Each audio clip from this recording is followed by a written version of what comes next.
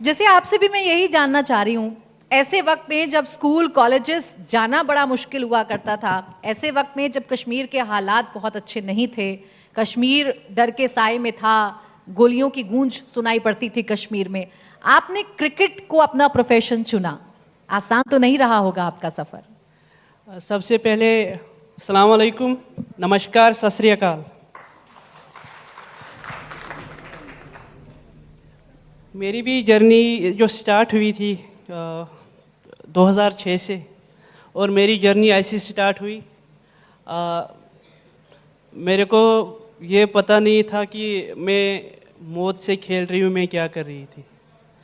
जब घर से निकली, अपनी बहन के लिए दवाई लेने गई थी, तो जब वापस आई मेरे बाबा मेरे को बोल के गए कि जल्दी से जाना और जल्दी से वापस आना। मैं यहाँ से निकली, दौड़ के निकली, और जब दौड़ के वापस आ रही थी तो पीछे 4 बंदे मेरे पीछे पीछे मेरे घर आ रहे। और जब मैंने एंटर अपने घर किया तो मेरे बाबा मेरे से पूछ रहे थे इतनी सांस क्यों फूल रही। मैंने उनको बोला नहीं, कुछ नहीं है। 5 मिनट बाद मुझे पता था जो 4 बंदे वो आने वाले अंदर ही आएंगे। जब 10 मिनट हो गए, 10 मिनट के बाद जब वो 4 लोग अंदर आ गए AK-47 लेके, और मेरे से पूछ रहे थे कि जासिया कौन है, और मैं खुद खड़े होकर जवाब दे रही हूँ मैं जासिया हूँ। तब मेरे को ये समझ नहीं आ रहा मैंने उनको ये नाम क्यों बोला, मैं ही हूँ।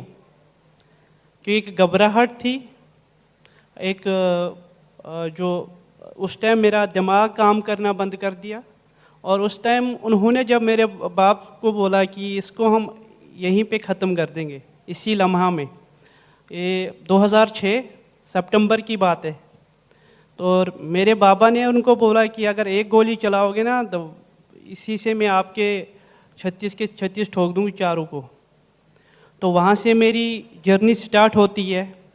एक तरफ गोलियाँ चलती थी, एक तरफ पत्थरबाजी होती थी, और एक तरफ एक वो सन्नाटा होता था। बट मैंने उस टाइम ठान लिया था कि मुझे अपनी मंजिल तक जाना है, अपनी मंजिल तक पहुंचना है। मेरा मंजिल था इंडियन टीम की जर्सी पहननी। और मेरे बाबा ने मेरे को बोला कि आगे पीछे कभी नहीं हटना। अगर एक कदम आगे आपने बढ़ाया, एक कदम फिर पीछे नहीं हटाना, आगे बढ़ना। कि आगे जब हम ठान लेते कि आगे बढ़ना, फिर अगर पहाड़ भी आता है, पहाड़ भी खुद रास्ता देता है। तो उस टाइम मैंने यही ठान लिया कि मुझे आगे बढ़ना है।